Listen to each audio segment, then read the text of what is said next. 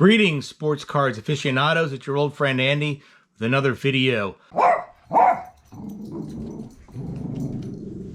So this is take two of this video. I'm going to slow my pace down and talk about this very serious subject that John Mangini brought up, which is the criticism of our own baseball cards. So why do we, as sports cards collectors who love these things, say bad things about them? And I think there's quite a few reasons why, and I think it's an important part of the hobby, to be honest with you, John.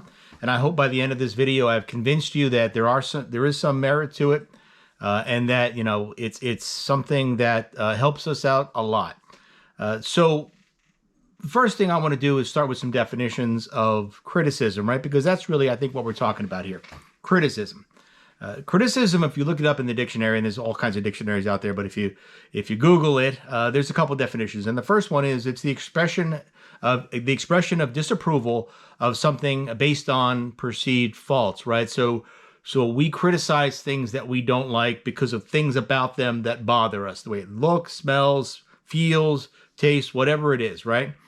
The second definition that I want to talk about, and this is, I think, more relevant to the sports cards field, is the analysis or judgment, basically, of the merits and faults of literary or artistic works, right? So criticism is actually like a job, right? There are literary critics.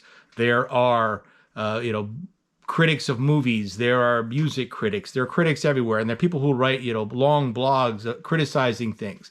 And I think that type of criticism is important and healthy. And I think in sports cards, and I'm going to take a bold step here, I think in sports card collectors, vintage collectors like us who've been doing this for a long time, every person who does this, or every person who buys vintage cards is in fact a sports card critic. And I think that's just the way it is, and it's because that's what we were trained to do, right? So throughout our lives, we spend money on these things, and we spend money buying comparable sports cards based on estimated costs, which are related to the grade of the card, right? And I'm going to give you a for real life example. I've got two 1956 Ernie Banks cards that I'm going to show, right? These are both in my collection. I've got a one, that's graded a 1, and one that's graded a 5.5, right?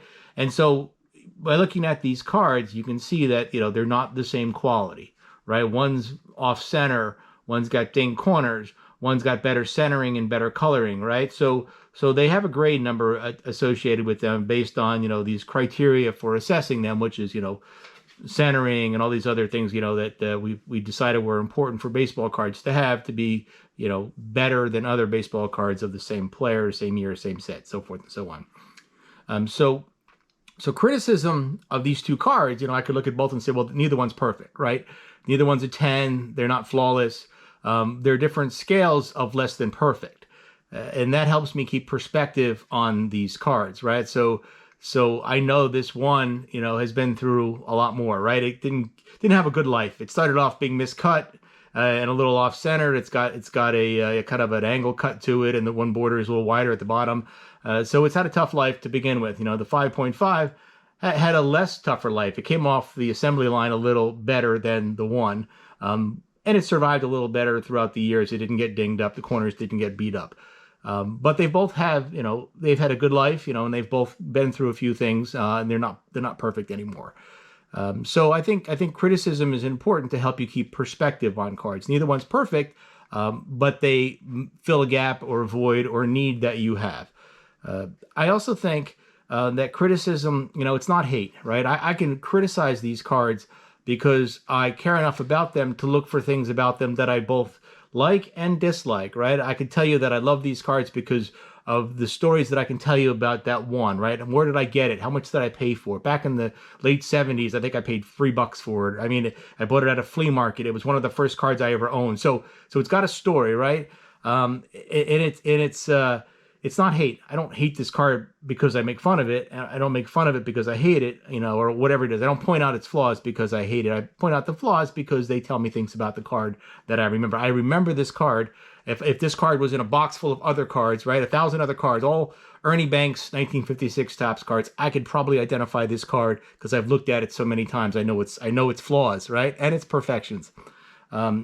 I also think that, criticizing sports cards, your own sports cards, kind of protects you a little bit, right? So let's be honest. If I make fun of my cards, right? If I say bad things about my cards, it sort of gives me a little bit of an emotional protection from other people who might also criticize them. For example, SGC, right? If I was 100% sure this 5.5 was a 10, and I sent it in and got a 5.5 instead of a 10, I would be upset. I'd be hurt, right? It bothers me. What did I do wrong? How did I mess up and not realize it wasn't a 10? So it kind of gives me a level of protection to see those flaws for my own personal emotional state. I also think that criticism helps you get better at what you do, right? So if you're a writer, you write a book, and a critic tears it up, it's terrible, blah, blah, blah, and they make some valid points, you learn from that. In sports cards, getting better at your task means identifying grades, looking for those flaws, but also looking for things like, recoloring or trimming, right? Finding the edges, look different. They look weird. These are things that make a difference. An authentic Ernie Banks is worth less than a one, right? You could argue, maybe. I mean, you could even argue that maybe if the authentic looks better, you might get more for it. But regardless, it helps you protect yourself. If you think it's a 7 and it gets an A, that's a problem. I also want to say, that criticism is kind of fun, right? We like to criticize, and I want to use for my example your video, right? And I loved your video. I got down here like the same day, and I never do this, respond the same day. Your video is in fact a criticism of the fact that other collectors criticize their cards. So you are in fact criticizing others, right? And it's fun. It's fun to do that. It's fun to express our opinions of things that upset us or bother us, or things that, we think don't make any sense to us, to help us maybe understand why people do it, or maybe to grow as a person, or at least to set up a point and counterpoint so we can have a debate, discussion, argument, or fist fight, or whatever it ends up being, right? I'm just kidding. You know what I'm saying? The point is I'm trying to make, is that, we as collectors, we like the debate. We like the discussion. We like, to nitpick. We like to look at little flaws because those are the things that make each card special. They make it unique. Like I said, this Ernie Banks that I've had for, I want to say over 30 years, I know it, man. I know everything about it. I know the front. I know the back, right? I could pull this thing out of a box with 1,000 other 56 banks.